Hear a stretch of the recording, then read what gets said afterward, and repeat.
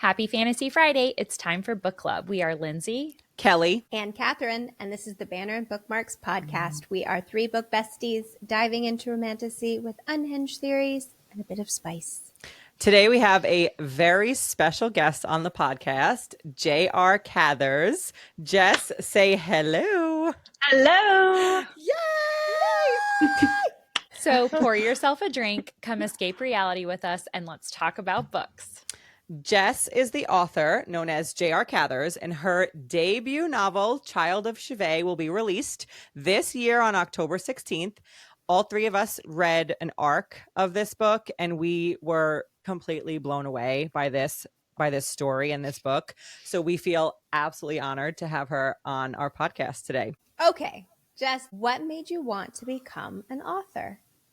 It was my love of reading, definitely. And I felt like I read so many great books, but wanted more. I've always loved epic fantasy, but loved the idea of adding romance into that. And I felt like a lot of the books in the genre were very romance forward. And I kind of wanted to flip the script on it. I like that. What books and authors have inspired you? My favorite author is Patrick Rothfuss, and he's it's fantasy. So there is an element of romance in there, but his writing is so poetic. I love it. Sarah Parker was another favorite of mine. I actually have not read When the Moon Hatched. I was a huge fan of To Bleed a Crystal Bloom, and that series still really has my heart, but I am on strike until she finishes that series. So that's fair. Yeah. I feel like Catherine feels that. Yeah. Yes. Quite literally just today, I got to start a series that I'm really, really liking, and it's only going to be a duology, but I'm like, oh, great. Now I have to wait again. Yeah, it's not out yet. Sorry. Yeah, but that's just kind of like the life. That's like life. Being in the book community. Unless you go always back and you pick up something like that was written 10 years ago. And even then, like, we're freaking getting a new ACOTAR book. Yeah. However many years down the road. Like, it just is. Shut up, Catherine. So I think part of this is because Rothfuss is such a huge one of my favorites, and it has been over 10 years since he published the last book, and we're still waiting for the third installment. So I'm a little gun shy when authors go, you know what, I think I'll just write something else for a while. Yeah. Oh, yeah. Okay. Well, then I have a follow-up question. Seeing as your first book has not even yet come out, when will the last book be available? How are you going to make this happen? I think that depends. If I can make this my full-time job, then I'm pretty confident I could turn out a book every 9 months or less. Whoa. Yeah, but trying to juggle it with a full-time job, we'll see. Not the easiest. Yeah. Yes. Yeah, not the easiest. I can Well, that. we are pushing for you to do this as a full-time job, because that would be amazing. Yeah. And how many books will be in the Veils of Terror series? There are 3 in this storyline, but there are another 2 that come in a different.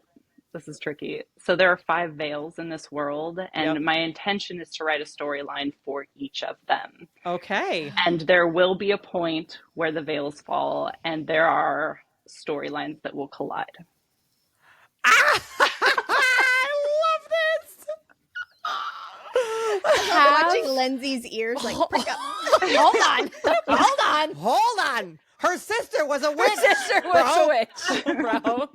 Okay. When that happens, and we get a storyline from different characters, will they be characters that have already been seen in previous stories, or is it completely new, completely opened up storylines? Both. Oh. I love it that she says both. She's like, I'm not giving you anything. I am like freaking out about this. I'm so excited. Oh, I love that. So basically what you're telling me is I need to start a spreadsheet that tracks all of the characters from all the different veils and all of their storylines, so I can start to guess what those are. That's what you just told me, just so you know. Oh, that is maybe a little more complicated than I am attempting to make it. Don't tell us that. Okay, sorry. Yes, get a spreadsheet. We will make a PowerPoint deck that's like 37 slides. So good. Yeah. Yeah. At minimum. Lindsay, ask your question. Ask your question. Your question that you always want to ask authors. Ooh, While you're okay. ask your question. But for the first book, so that when we do it again and read it again, we can be looking out for it. So this is my very favorite question, as the one who annotates. I'm like a big book annotator. I'm a highlighter, tabs, everything. Yeah. So when I do my reread of Child of Shivay and I'm tabbing things, what is one tab that I should not miss out on? Ooh, that is a spoiler question. I can't answer that. Are you kidding me? Okay. Fair enough. What's the second Wait, tab hold on. Okay. that's not spoiler then? Okay, hold on. I'll tell you, but if you think that it is too much of a spoiler, then I'll think of something else. Okay. You look, that you should tab when Vari first meets Xavian there, and she's describing his appearance. She says that there is a scar on his temple, and that there is like a clip in his ear where a blade must have hit him. I would tap that. I'm so excited. Oh my God. Making notes over there. Is that too much of a spoiler? So the tab would be like references to his scar and his ear, right? That's the tab. I would just tab the ear specifically. Tab an ear. Okay, no, that's not Kelly, too spoilery. Look at people's ears. Look at their ears. Take note of everybody's ears. That is the tab, Lindsay. Take note of everybody's ears. Yeah. Oh my God, wait, I have so many thoughts. Okay, Lindsay, okay. What's the most unique tab you have to date now? Ears. Ooh, yeah, definitely ears. Oh, I like what the fuck. I like the what the fuck I do have tab. Most books have a what the fuck tab where like I don't know exactly where to put things, but like I know that it's important or it's just a what the fuck. Yeah, what the fuck does this mean? So. Wait, what's the what the fuck tab in my book? I haven't tabbed your book yet. We haven't made annotations. Because I don't annotate. I only highlight on my first time. And then because a lot of times like I will highlight, but I don't know why they're important or what I'm looking for. So I don't tab until my reread. Okay. So I'm actually just starting my reread now. And so I will sit down and like think as I'm rereading like what tabs I want to do, and then I make like a little sheet. And have you actually started rereading, or are you about to? No, I'm about to. I'm going to finish my current book. Oh, so, what are you going to say? Well, okay. So I am curious how you're going to feel about this, but when I wrote this, I wrote it. So everybody always says, I wish I could read that book for the first time again. Yes. So I wrote it so that when you learn all of this, when you go back to the beginning, it should read very differently when you already know how it ends. I really, really love that. So I'm curious how differently it will read for you. I am so excited. Oh, I think it's going to read differently. Jess, let me tell you something. Tell me. If there is anything that can make a book 5 stars for me, it is hidden Easter eggs and hidden information that I missed on my first read. And then I go back and go, wait, that is fucking genius. Yep. Lindsay, that's your second tab. Easter eggs. Fucking genius? Fucking genius Easter eggs. That too. But I love the pin action. You were like. Because it was important. I feel like I needed a prop. I needed a prop really bad. Oh my God. Now I'm reeling about all of the information you might see on the second pass, so I'm curious to see what you find. Well, here's what I think we should do. Since we're going to be annotating this book, because I'm definitely going to annotate as well. I like to annotate the second read. I think we should let you know what our category, like what our tab categories are, and just be like, oh, Jess, by the way, here are 8 category tabs. Ooh, that'd be fun. And see what you think about them. Because I know another tab. What? No, I'm not going to say. What? No, you have to. Say it. No, I don't want to give anything away to you, bitches. I don't want my ideas to We read the book. Also, what are you giving away but to I've me? But I've held back some thoughts to save for the podcast. And I don't want to give it away. Okay, I respect it. I changed my mind because I got to save it, so I can't give it away. And if you guys didn't realize it, I don't want to say. Got it. Okay. I respect that. He has to organically experience the experience again. Got it. I'm so excited right now. Oh my God, me too. I mean, one of the biggest reasons, though, that I like your writing is because, and you saying like your inspiration is poetic language. When I was reading your book, the writing was so far and above what I have recently read. And it took, and it wasn't like overly cumbersome just for the sake of all of this amazing prose. It had a purpose. It was just intelligent writing. And that for me, as well as Vari as a character, that was hands down the reason why this was a 5-star for me. Like your writing was phenomenal. So you need to do this as a full-time job. Yeah, for sure. I will say I have to give some credit, a lot of credit to Lindsay House, my editor, because she has a very similar writing style and vibe. And there are moments in that book that I fangirled over because she was like, hey, could I just suggest this maybe? So, no joke. Like, I love that. Yeah, the combination of the two definitely pushed it into the category that it's in. Like, could not have done it without her. Love it. So wonderful. How did you find your editor? Like, I'm really curious, like as an indie author and as a first time author, like how what was your process? What was that like? Yeah. I got really lucky. A girlfriend of mine knew her. So I'm in North Idaho and my editor's in Missoula, Montana. It's pretty close to here. And she just hooked us up. She liked the genre. And so she was like, hey, let me just give your book a read. So I sent it to her and she was making notes on it. And I had not intended to hire an editor because it's very expensive. But when I saw what she was doing and accomplishing with it, I just thought I can't not hire her for this. It's too good. Yeah. So that is how that happened. Very organic. How did that when did you start writing? Walk us through the process of like, I've had this idea, I started putting it on paper, then I sent it to an editor. Like, what's that like kind of timeline wise? Yeah. So I started writing in 2024, put it down for a while. And then I had some bookish friends and we had a little book group together. And I just offhandedly said, yeah, I wrote a few chapters. It was pretty fun. And they said, well, we want to read it. So I sent it to them. And it was their feedback that made me pick it up again. It probably would have died in my computer. And so it was collectively time writing, maybe about 9 months. But there were a few months in between where I just hadn't touched it. That's amazing. Wow. That's was impressive. It just like personal, like stuff going on in your personal life? Did you just need to step away? Yeah. Yes. Yeah, absolutely. So, and it was just the first part of the book was full blown disassociation. I was just like, I need out of life right now. I'll write a book. Why not? So I just invented a world, I guess.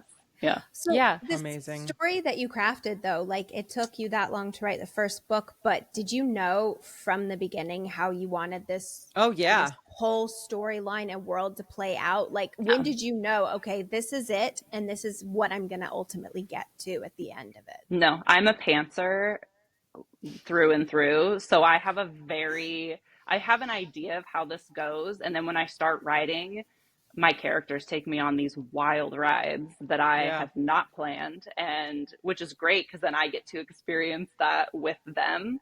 Yeah. But I cannot plan. I have moments that I plan for, but how we get there, I have no idea.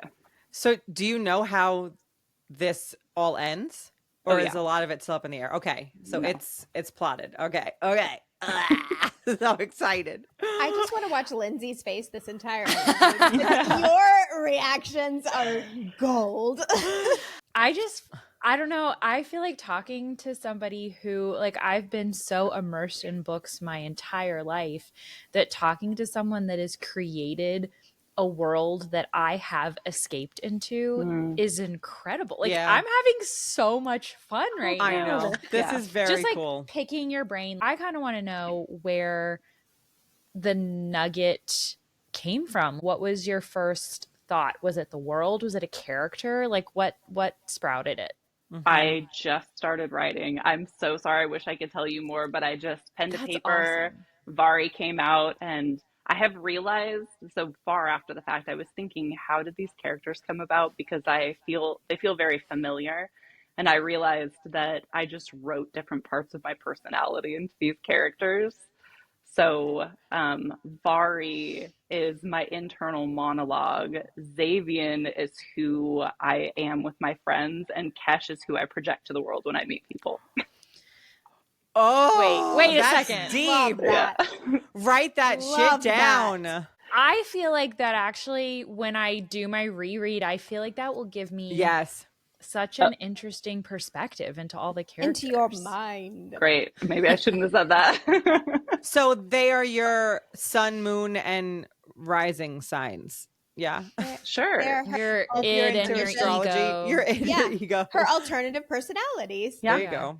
Or I that. love that. Oh my God. That's fun, actually. It is fun. Oh, Lindsay, I feel like your brain is probably going crazy because, so Jess, I don't know if you know this, but I think Lindsay's okay with me saying this, but Lindsay has had a couple ideas for books for like years. Yeah. And has always, like, she majored in English and literature, and she's always wanted to write. And so I feel like talking to someone who has done it, I think is probably giving her like the push. Yeah. Nudge. Yeah, You're going to take a class, right? Yeah, You're gonna take that class? Literally have an idea that I've had since middle school, that honestly, I have several, but like this one really like speaks to me. And I have, over the last, God, how old am I? It's a long time. 25 plus years, have several times attempted to write it and written the premise in different genres and never been able to crack it or figure it out. And so I often, like weekly, will sit down on my computer being like, I'm going to do it. And then I just can't. Hopefully because the class will help. You get stuck on it. Yeah, I know the premise of what I want to do, but I can't figure out how I want to do it. You might just not be a plotter. I feel like that's more common than people think, and maybe you just need to start writing it and see what happens, you know? Yeah. I had a conversation with my brother one day, and he was like, listen, no creator ever, whether it's an artist or a content creator, an author, a musician, looks back at their earliest work and says, that was incredible, right? Like everybody looks back at their earliest work or their earliest draft or whatever and is like, oh my God, I can't believe I put that out in the world. And he's like, because you just have to start. Like all of them just started, they just did it, and you edit it along the way and you figure it out. So I just need to do it. There's an author, I actually was just talking to my beta group today, and I'm not exactly sure who it was, but she wrote an entire book and then was getting reviews that were not favorable, and they were quite low. And she took it in stride and she just said, whatever, I'm going to scrap it and I'm going to start over. And that is a thing, you know? So, I mean, worst case, I feel like you're in the genre enough, you're in books enough, that probably won't happen to you. But you make the thing, you know, and get it out there and then get feedback from people. And probably it's just some minor tweaking. I think, I think you could kill it. I think you would. We'll too. read I know I'll have at least 3 readers. So obviously this is going to blow up. You're going to become famous. Yes. This thing is going to be the next big thing. But you're an indie publisher. Do you want to stay that way? Do you entertain, would you entertain a traditional publishing deal if you got picked up? It's really funny. I actually was just having this conversation with Leslie, Fableverse Studio, because she's going to be narrating this book. And, you know, she has a lot more experience than I do in the industry. And we were just talking about what happens when trad publishers come in and kind of the freedoms that get taken from you. And I wouldn't say no to the right publisher picking it up, but I absolutely refuse to give up my creative freedom. I don't want to give up my editor. I don't want to give up my team. I feel like there are a lot of people that as a whole made it get here. And I don't want to leave that behind because somebody else says it's a better idea or what they want. So, so I wouldn't say no, but it would have to be, I would have to keep creative control of it for sure. Yeah. As an indie author, are you in charge of everything? Like, everything. Are you the person that if bookstores want to order, they're coming to you? They're not coming to a representative, right? Yeah, there are. Ingram Spark is the major one, but it's like a distribution center. So bookstores can order from that, but I would have to go tell them about my book because how else are they going to hear about it? So do you want me to go knock on their door? I was going to say, we can go tell people. We can help. That is actually, so I will be uploading to Ingram Spark. So it is going to be conversations that people are having with their local bookstores and their libraries to get the book into those stores unless they want to buy it online. Yeah. All right. Well, we'll go. I know. Yeah. Noted. Call to action. Yeah. Yeah. Call to action for everyone here to, if you love the book, which you definitely will, blow it up. Help blow it up for sure. I mean, because there are some there are some really big authors who are indie published and indie, like LJ Andrews, I'm pretty sure is an indie author, and she's huge. Like, people are going to line up to see her at the BookCon that we're going to, and she has all these series. One of them. And yeah, literally Lindsay's like, hello. I love her. Yeah. And so, you know, there's a lot of, I can see that not wanting to give up that freedom. So yeah, that's my wish. Is it just like, I mean, I can see as an author, like, you feeling like this is a baby of yours, right? Like, you're so connected to the world and so into it that I can just see how hard it would be to, like you said, kind of give up some of that creative freedom, right? Yeah. Well, and there are things, and this maybe is a rumor, but I think that she said it herself, but it was Yaros, I think, intended for her series to be 3 books. And now all of a sudden it's 5. And I don't know if that was her choice or if that was the publisher's choice, but it is those types of decisions that I don't want to be pushed to make if it's not organic. Right. If it's not what you are envisioning for your book. Yeah. Yeah. So, Jess, I think you have touched on this with me before, but I'm curious to know what your writing process is. Like, I know you've said you're kind of like a vibes writer. I'm someone who thoughts come to me in the shower and I'll think the most genius thought ever. And then I get out of the shower and I've automatically forgotten it, which someone told me that that I should get a dry erase marker and like write on my shower stall. It's a great idea. So I can remember. So I'm curious, like, what you're writing. Do you have a writing process? Do you have a certain place where ideas come to you, or is it just writing? A lot of it is just writing. Right now, what I do for work requires a lot of driving, hours and hours of driving. And so a lot of the time I spend in the car, I am just thinking about this world. And that is where a lot of my ideas come from now. Yeah. I love that. Do you take like audio notes as you're driving? I do. Oh, that's cool. Like, Siri, write this down. I got a really good idea. There's an app for that. I love that. That's really, really cool.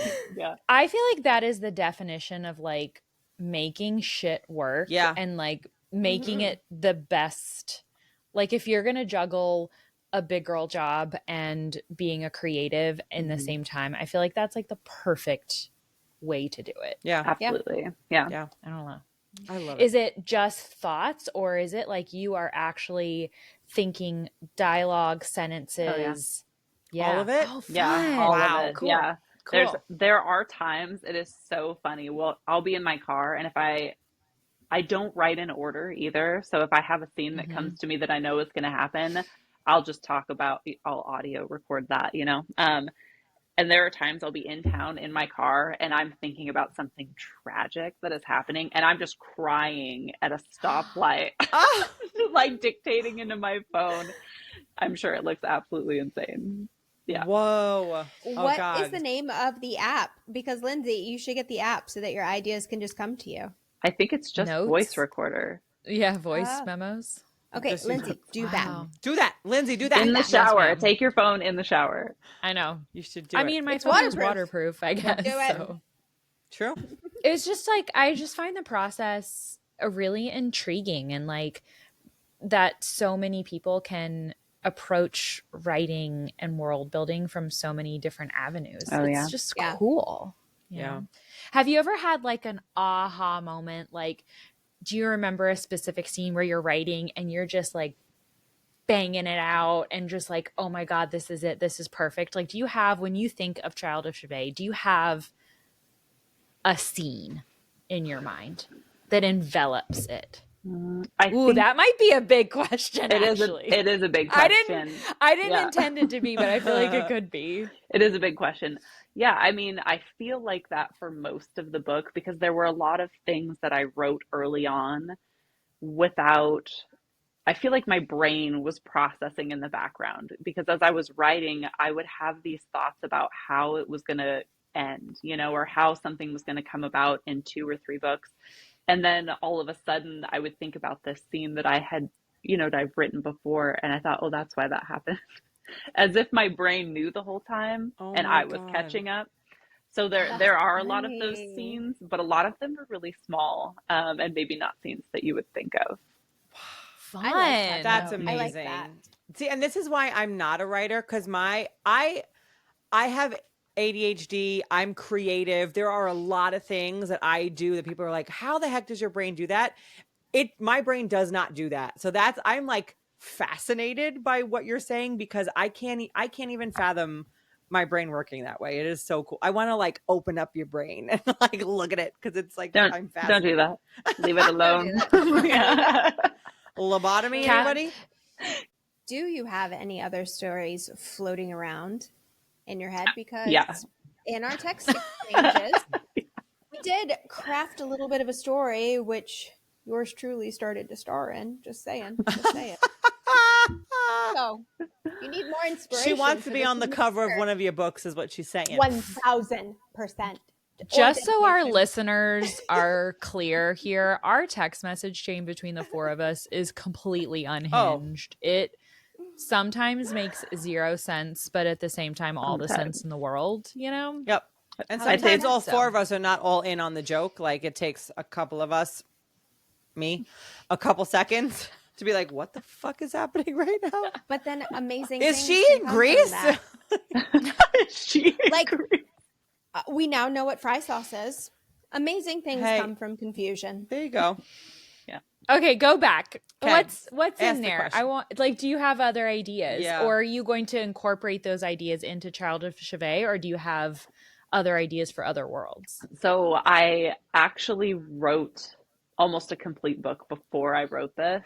And so it's just sitting there, and it's definitely a novella, but part of this world. And now that I've written this, it makes a lot of sense. And there are, because of the veils, parts of that world that you'll see in Child of Shivay and be able to kind of piece all of those things together. Okay. But I have a book I would like to write with my editor that is outside of this world. She and I have already discussed it. And then I have a couple of novellas I would like to write about this. And then I have a storyline for each of the 5 veils that I would like to write in this world. Yeah, because the cool thing about the veils is like they can be very different worlds, right? Like, so you can incorporate such different characters and storylines and religions. Magical creatures. I mean, creatures. Dragons. Like, I mean, using the veils like, really opens it up. Shut up. Mermaids. Kelly not only has ADHD, but she also has Tourette's of fantasy, by the way. I don't actually have Tourette's, but I had fantasy ADHD. Tourette's. Fantasy Tourette's, yes. To summarize. Well, Catherine was the one who started it. I'm just saying. Yelling to mermaids. Summarize. No, she yelled dragons. I did do dragon. Gotcha. To summarize, guys, we want to read all these amazing worlds. Yeah. So blow up her book so that we can do this, please. Yes. Make it happen. Catherine is like your biggest hype man. I love it. 1,000%. I love 1,000%. I will take on that honor. I am fine with that. Yes. Yeah. So, Jess, this is really random, but one of my favorite things when I'm reading fantasies, and Kelly and Catherine know this, is religion. Like, I think it is absolutely fascinating in fantasy novels, like how authors create religions and the things that they deem important enough to make people believe in their books. Like, Sure. I think that it's so cool. So Child of Shivay doesn't have a huge religious standpoint. Like, we don't have a set of gods or whatever like ruling over them. Is that purposeful? What are your thoughts there? Will we see it later maybe? There's definitely a lot of lore that comes in. I don't know what to say. Hold on. I try not to ruin anything, okay? It's not that it's a spoiler. I think it's just that, like most of the rest of the story, it's a very untraditional. So there is lore that comes in. There are like creation stories that come in, but it's just not like anything you've heard before. It's very different. Love it. Love it. Sold. Wait, do I need to have a creation story tab? Ooh. It might help. I like that. Add it to your list, Lindsay. That's a great question. I like that question. Click, click. All right. So, Jess, as of the release of this episode, we are about 2 months away from Child of Shivay's release on October 16th. Yeah. So what is on your plate at the moment to make this all happen? Oh gosh. I think at this point, a lot of ARC reviews are going to come out. So there's a lot of people reading this book right now. There are special editions in the works, and there's a lot of work going on behind the scenes with Leslie at Fableverse Studio, because she is trying to get this done so that the audio can launch with the book. That's amazing. And actually, I just got my phone went off while we were talking because I got a ping.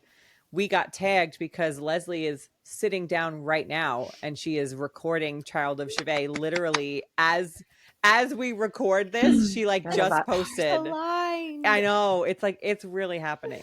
So Jess, tell everyone about that. Yeah. Like, that was in case they don't know, like what happened there. What's the story about the audiobook? Yeah. So, well, you guys tagged me. I actually had to scroll way back up into my messages with her, but I was tagged by Banter and Bookmarks in a giveaway for a free audiobook narration.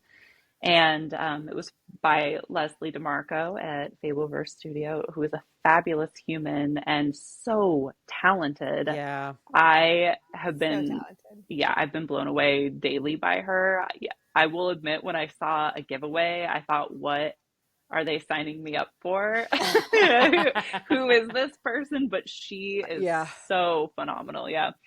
I just heard her do like her little Puss in Boots and then like an old lady voice. And I was like, oh, Jess needs to sign up for this. Solid. So this is not a spoiler, but it's kind of a little fun thing. We originally were talking about using a UK voice for Vari for the FMC. And then she released the little trailers about grief. And then she did one about death. And I was like, that's it.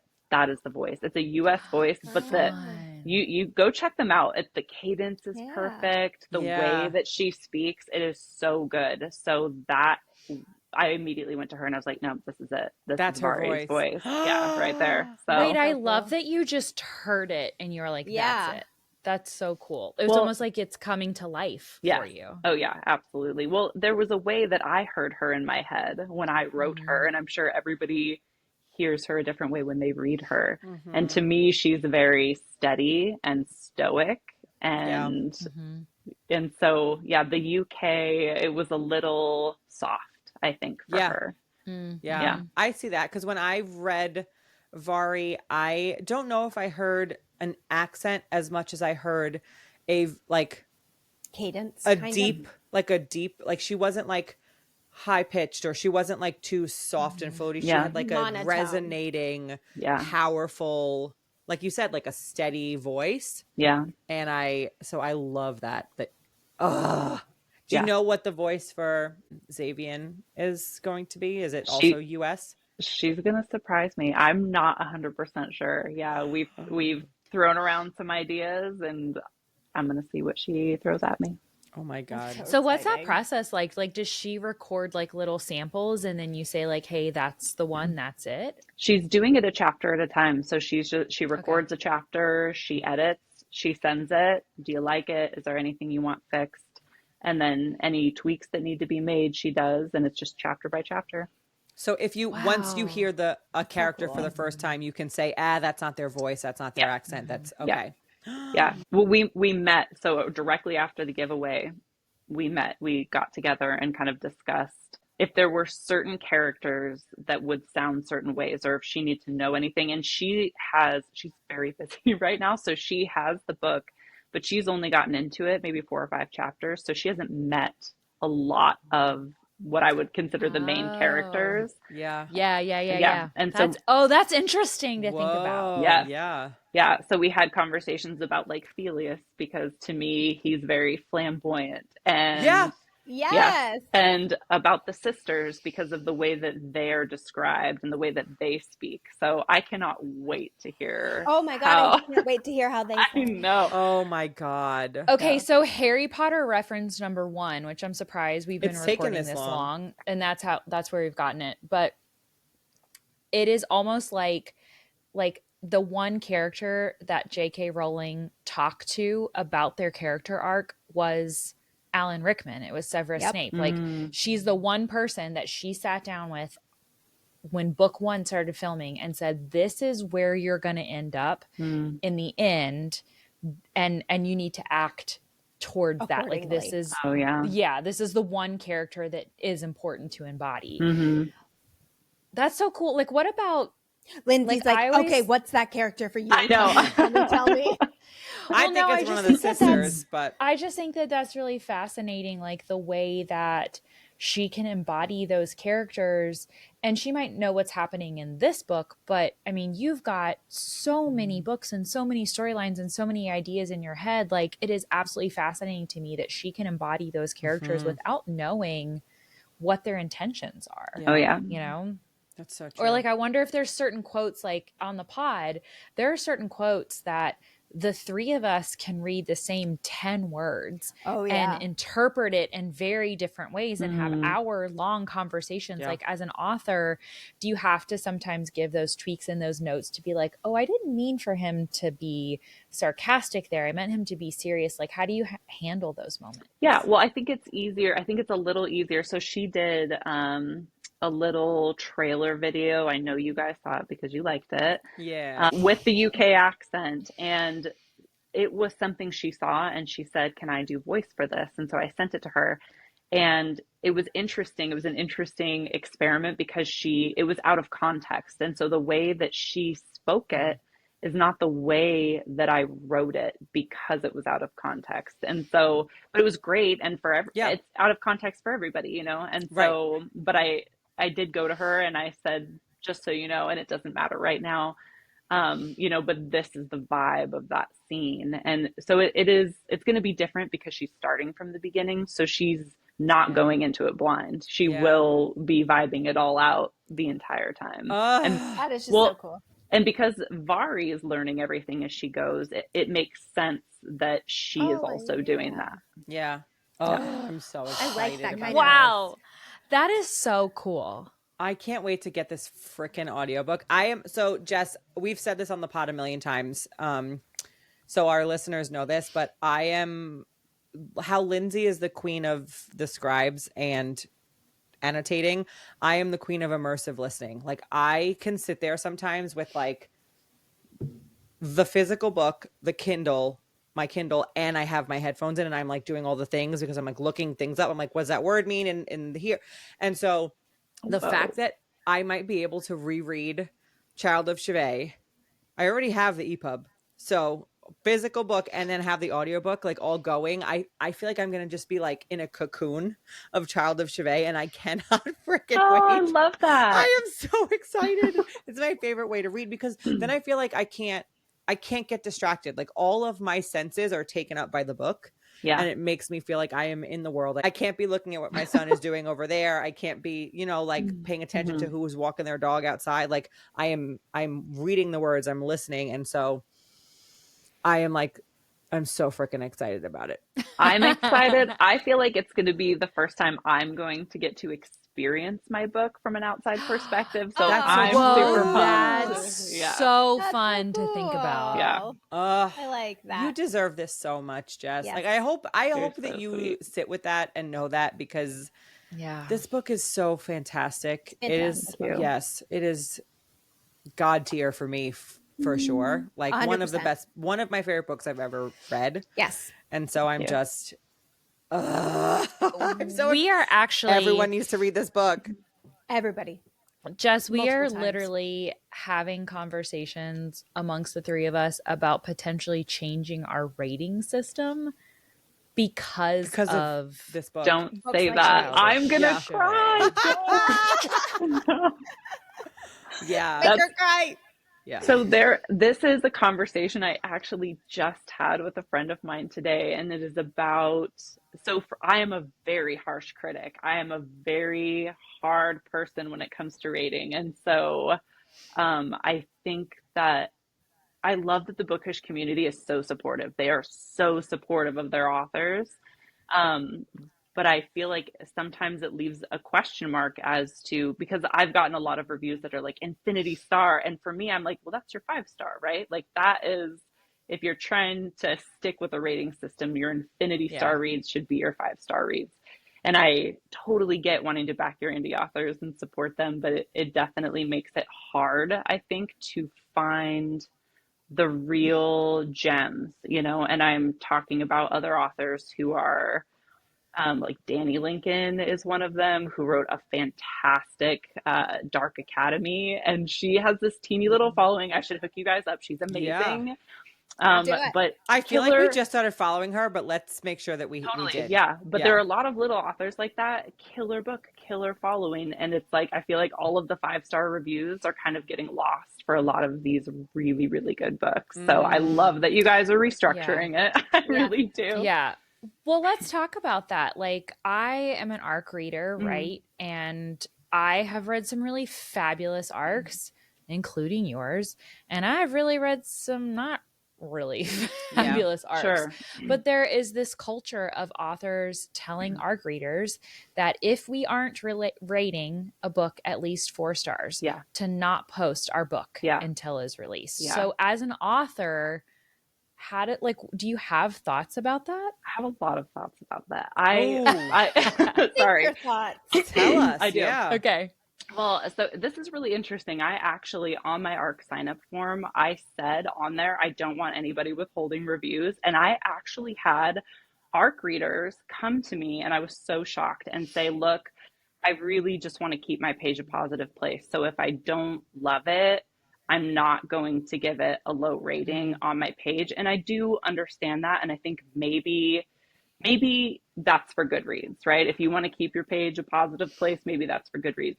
But I know it's problematic, I think, because I think, one, you wouldn't ask that as an author if you felt like you already had a 4 or 5-star book, right? There's no reason then. But you're also valuing your ego maybe, or the monetary gain over your reader satisfaction and growing as an author. And that's really what gets me. So I have a lot of feelings, and I'm honestly a little afraid to talk about it, because I think it's going to be a hot topic, Yeah. Yeah. True. Well, I mean, I don't know how many times we've said amongst ourselves that, like, we can't trust Book Talk anymore. We can't trust Bookgram anymore, or whatever, because there's so many people that these books come out and they're just pushed and pushed and pushed and pushed and pushed. And we read them and we're like, nah. Yeah. Okay. And I will say, like, she's not lying here, people, because Kelly and Catherine, Child of Shivay, to them is God tier, right? It is a 6-star if they could give it to me. Yes, we talked about it.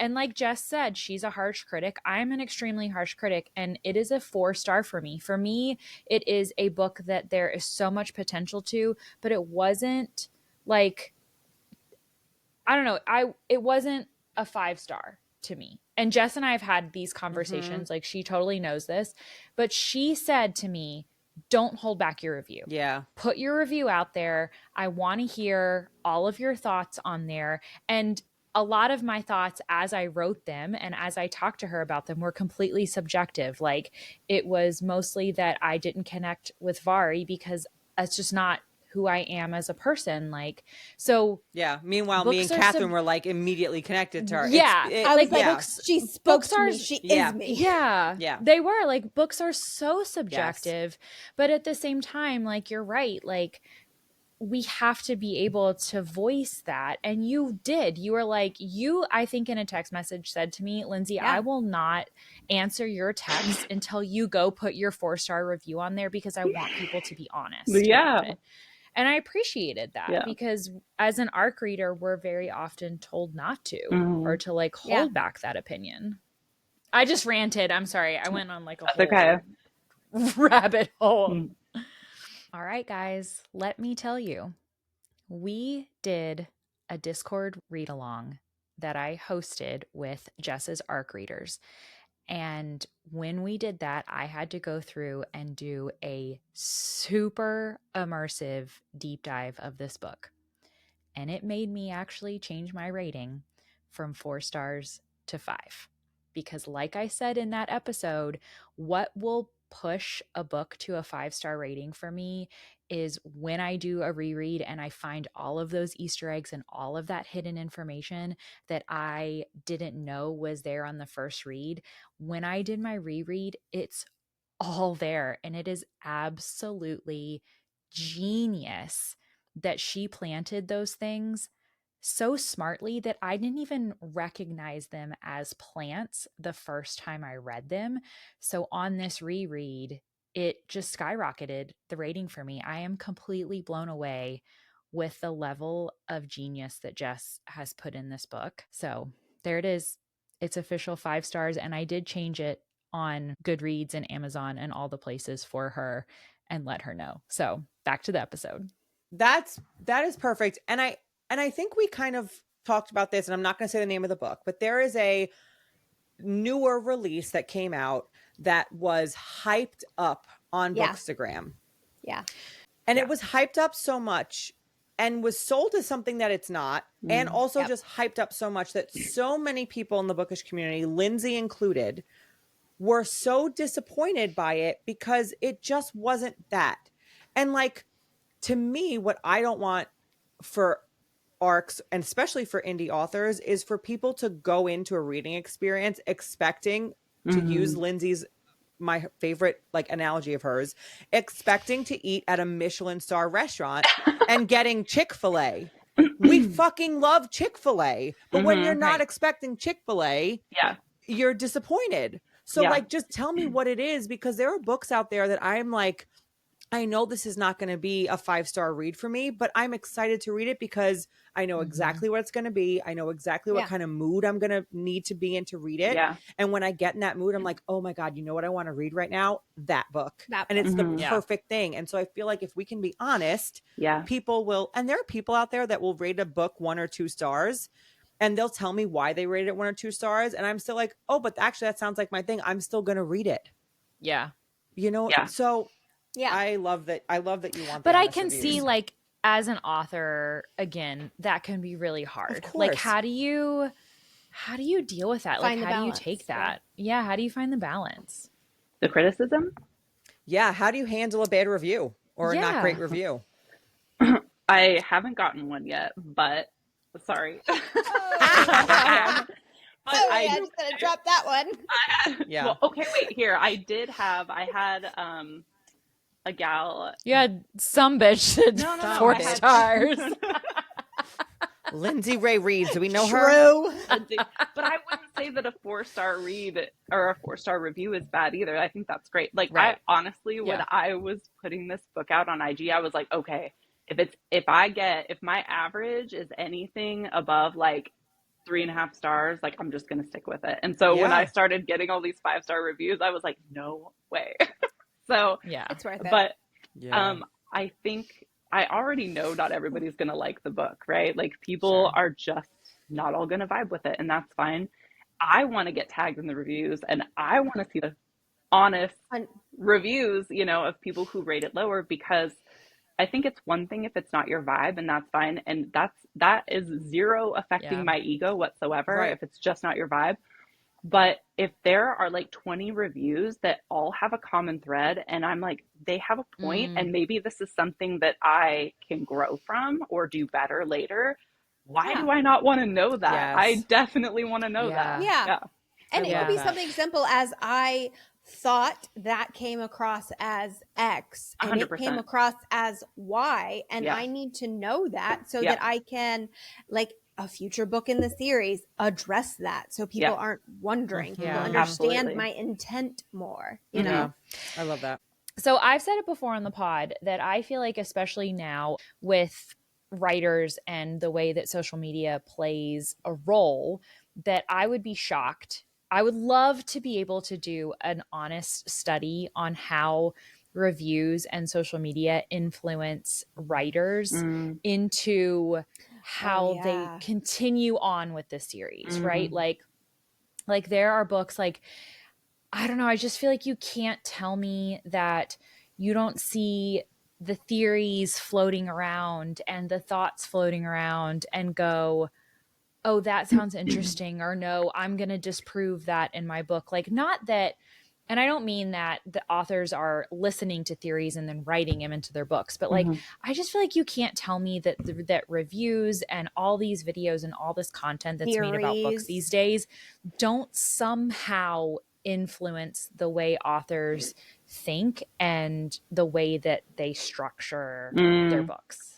So, you know, I do know that. Okay, so you and I just talked about this. So when I was maybe like 3/4 of the way through writing this when I started reading Throne of Glass.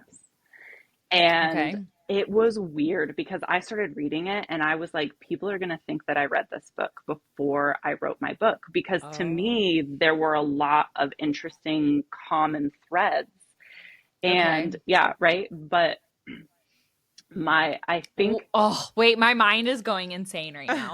Hold on. When it makes so much sense. Queen. No, it makes so much sense, right? Because people keep comparing it to Throne of Glass too. That's the one book that everybody is comparing it to. And as I was reading it, I was like, is this just a rip off of Throne of Glass? Even though I had never read it.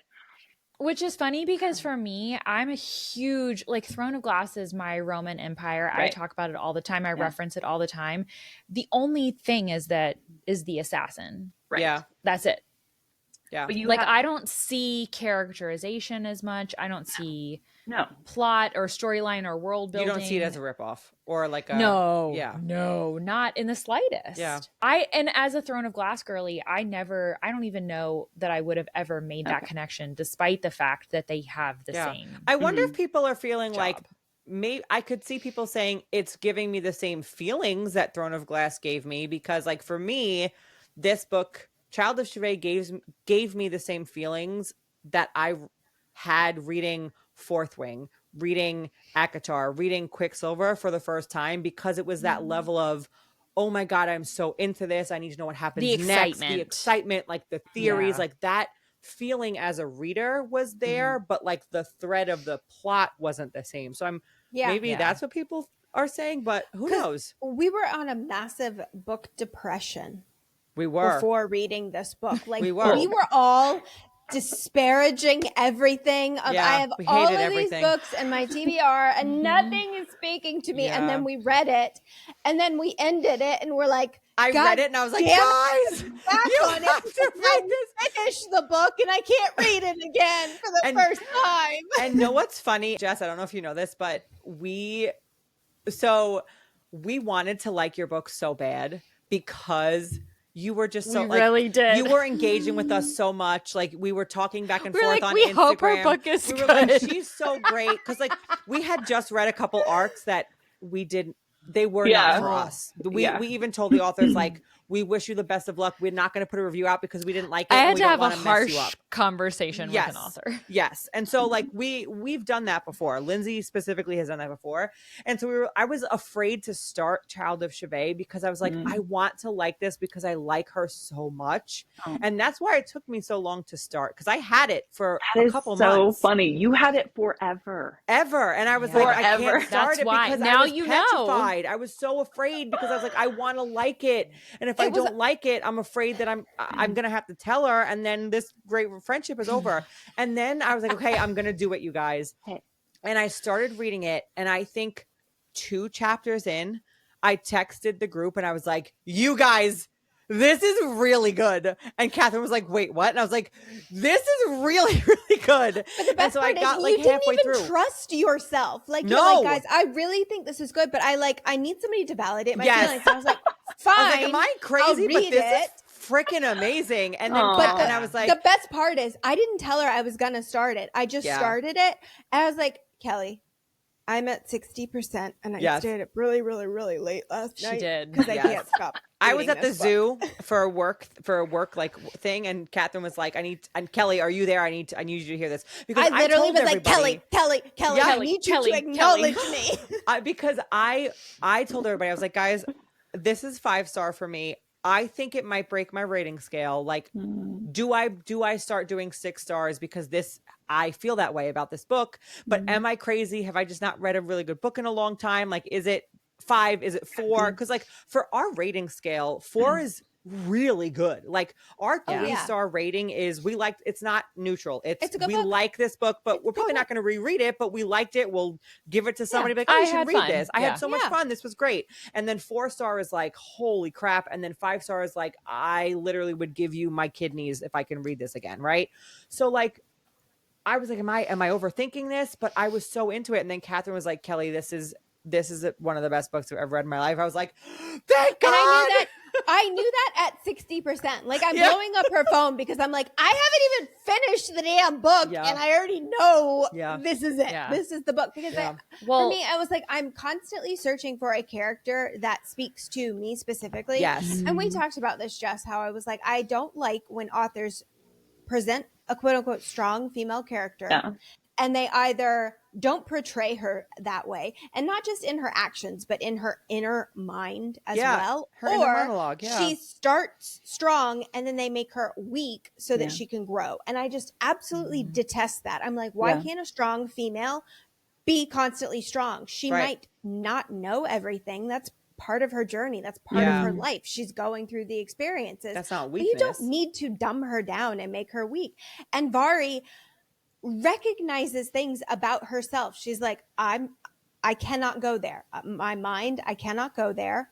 I'm putting that in a box. I have a job to do. I'm going to get that job done. I'm not going to deal with this drama. And I just, so much spoke to me because I'm like, that is a strong character. She's going to get that shit done and she's going to make it happen. And I just loved that. Yeah. Loved it. I love Vari so much. I had somebody ask me recently about her and Xavian, and they said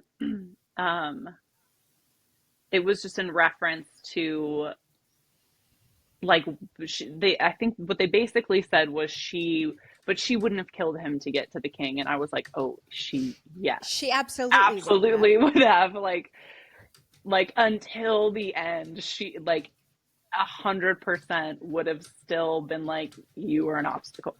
Sorry. Yeah. I love it. So they're not the same person. I don't think they're the same person. You are I don't not think gonna get it, Lindsay. You said no spoilers. She's holding you to it. Lindsay, literally, that was that the melting emoji? Was that the melting emoji? Yes. That was what you just did? She melted. Here's a good question. What for you is your personal favorite character of the book? And then Vikesh. What is Okay, wait. I want you to explain, but here's the follow-up question. Okay, sorry. And I know the book hasn't come out yet, and this would be only based on like ARC reviews. You've gotten beta readers, what have you. What is a character that you think people either have underestimated or undervalued, if you think there is one, that they should value more, or maybe they've interpreted the character a different way than you intended and you want people to be thinking about this character differently? Than I intended, or just also Vikesh. She's about to say Vikesh. Underrated. Vikesh. 100%. Of course, it has to be. Yeah. Okay. Oh. Okay. I am so excited about that. Oh, I'm so excited. Holy crap. The only thing I really want readers to do is, and this is why I have such a hard time when people ask me what the story is about, because if I could tell anybody anything, it would be just go in blind. And I have heard other ARC readers say that too, but I feel like this story is best experienced when you just trust the process and go in, because it's meant to be lived through Vari's eyes and learned through her eyes. Wait, so I love that. You're right. I did that. I had no fucking clue what the book was about. And she's the author. I know things you know. No, but Kelly literally said, read the book. And I wasn't paying attention to what the book was about. So I read it blind. And you are right. That is the best way to experience it. I do love that. If you can give readers high level, how would you describe it to say, oh yeah, I'm into that. Like, I'm into fantasy, I'm into romance, I'm into this type of a book, without giving plot so people can still go in blind. Maybe how would you describe the book? Definitely. Or you could say assassin in a Fey world. Yeah, I mean, it is. Yeah, assassin in a Fey world. I would say the book is suited for anybody who, I mean, if you want high fantasy, but you also want to turn up the romance and the high fantasy, it's for you. If you're a theory spiraler, it's for you. If you want to read a book where all of the puzzle pieces are there, but you have to find them, and you're so happy when you do and so surprised when you haven't, and then you see where you came from and realize what you missed, this is the book for you. Yeah. We're all hyperventilating. Okay. Best. I can't breathe. I can't breathe. I am so excited. Okay, that actually, Jess, that I think makes that is me the want to perfect summary. reread. I can't that wait. makes me want to reread so bad. I know. I cannot wait. I am so freaking excited. Okay. Could we just have a Harry Potter reference here? Sure. Number 2. That's only number 2. That's not I'm bad. shocked. Yes. Can we please have an obliviate spell? So we could just read this again for the first time. No, absolutely not. Know. Because she said, Catherine, you weren't listening. No, I was. That the genius of it was for me to reread it. I know. I heard her. Bitch, and this I'm bitch sitting here. I heard it. Listening. I want to live it again organically. That is and what this I bitch. want. And again, and again, and again. You guys have an option to do this. Not everybody will, but since you guys have the first chapter of the second book, I would read that and then start. Okay. I will reread it again. Dun. Let me tell you, the first chapter of the second book was everything. It was everything. I was like, this chapter is, I was happy at the end of book 1. I was like, give me book 2 right now. I read chapter 1 of book 2 and I was feral for the rest of the book. Like, when I tell you, I was like, this is exactly what I needed to know and to read, to be unhinged in the way that I tell people they need to read this book and this series. You were feral. It was perfect. You were in my car and you were feral. I was feral in my car. I was like this. You were literally feral. Feral. I was. Like, you need to read this book. Okay. When do we get a copy of the second book, please? As soon as I finish it. How like, where are you at in the process? I'm about 200 pages in. And I feel like I've been there forever because trying to launch this is taking so much more than I thought, just time-wise. Sure. Right now, I'm still trying to find more ARC readers because I really would like to get this into as many hands as I can before launch. Yes. So that is taking a lot of time right now. Okay. Yeah. Okay. Like, do you just want like unlimited ARC readers? Like, what's the fine line between like too many versus like then those people won't buy it when it comes out? Like what's that? Okay, what's that line? Think about, so a lot of the arcs, a lot of the names that you end up seeing everywhere that get a lot of press, they have over 1,000, maybe close to 2, so that when you're seeing books that are really blowing up and you're like, why am I seeing this everywhere? That's why. So not unlimited. I mean, I don't know, actually, maybe if 50,000 people were like, I want to read your book and review it, sure. Right. Have it. Yeah. Blow it up. Yeah. Do it. Yeah, absolutely. Yeah. Because 50,000 people sounds like a lot of people that wouldn't be then buying your book when it's released on the first day. But 50,000 people is nobody. And I'm telling you right now, in the grand scheme of things. Right. And I'm telling you right now, as an ARC reader who loved this book, I've already pre-ordered the Kindle version. My sister's already pre-ordered the Kindle version. And the second that it's available for me to purchase, I'm purchasing multiple copies to gift to people, like, because I love it so much. And so I actually think that ARC readers who end up being like, yes, are going to want to support an indie author who they love because they want everybody else to have access to that book. Well, and statistically, only 20 to 30% of the people who you give your book to will actually review it. So, and then when you start taking... Really? Yeah, it is. Yeah. It's kind of a bummer. Sense. Yeah. So, and then when you start taking into consideration algorithm pushes, not so much on Goodreads, but on Instagram and TikTok and even Amazon, it becomes very important to get as many as you can, especially right when you launch, to get it in front of people. Yeah. Okay. All right. So listeners, help us out. Read the book. We have a post on our Instagram at JR Cathers about an opportunity to sign up for an ARC. Yeah. And Banter and Bookmarks is actually hosting a read along in our Discord. So Lindsay, Catherine, and I have read the book already, but we are very excited to actually host and like chapter by chapter give you a chance to chat about theories. We also have a very fun addition that we have the Spotify playlist from Jess. We have a song for every single chapter that after you read the chapter, you need to then listen to the song that goes to the chapter. So there's some extra little tidbits in there. So if this is something that sounds like you would like it, come check out the post, sign up. Let's get this book into your hands early and come read with us. I'll be there every day, chiming in, and my entire beta team, and I think my entire street team. Everybody wants in because they want to know what all the theories are. They want to go down all of those roads. Yeah. Jess, you have the best beta team and street team that I've seen. They are so amazing. For sure. They're your hype people. There are hype people. All this. I'm like, yes, I know them now and love them when I see their posts. They're incredible. So I'm excited to see their theories because I feel like they're probably unhinged like we are. They are. Yes, they are. So many. I love them so much. It just shows you like how much fun the community is. Oh yeah. Like, and how we can all find such like a shared interest in these books. And I don't know. Yeah. I love it. The community can be, there's good pockets and not so great pockets, but this is like the epitome of what it can be in a good way. Yeah. And I feel like we found that with this group of people.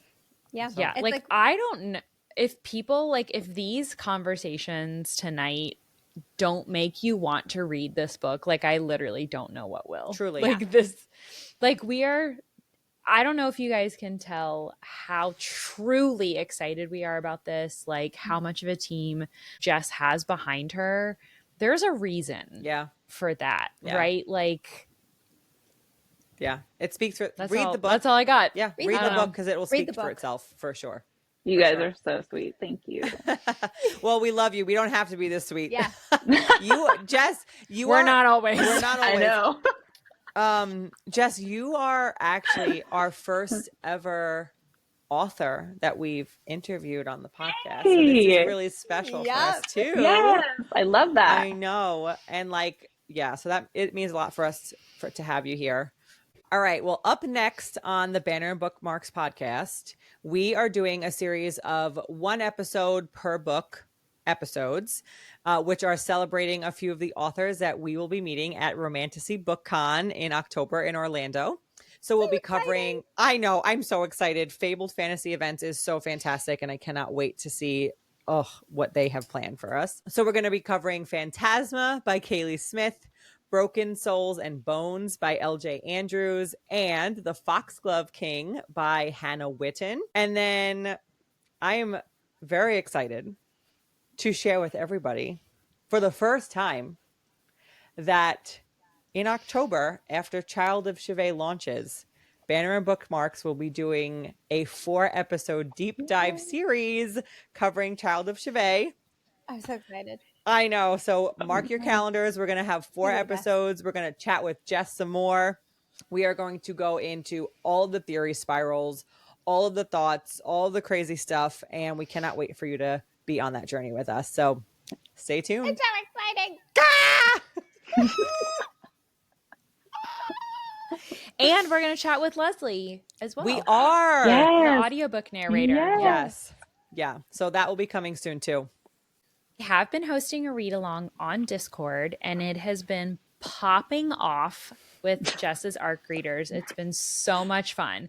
So it was originally open just for ARC readers, but once the book is released, we are going to open it to the public so everybody can join along with the fun and see all of the fun theories and everything that people have been having, and it's organized by chapters.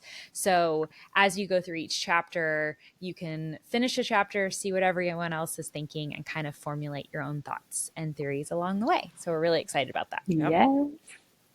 Jess, thank you so much for joining us for book club this week. We have another episode planned, so we will be talking with you again soon. Can't wait to chat again. And until then, guys, happy reading, everyone. Thank you. Bye. Bye. Okay, so Jess, we all say the millennial, annoying millennial bye. So, okay, ready? All right. 1, 2, 3. Bye. That was so much fun.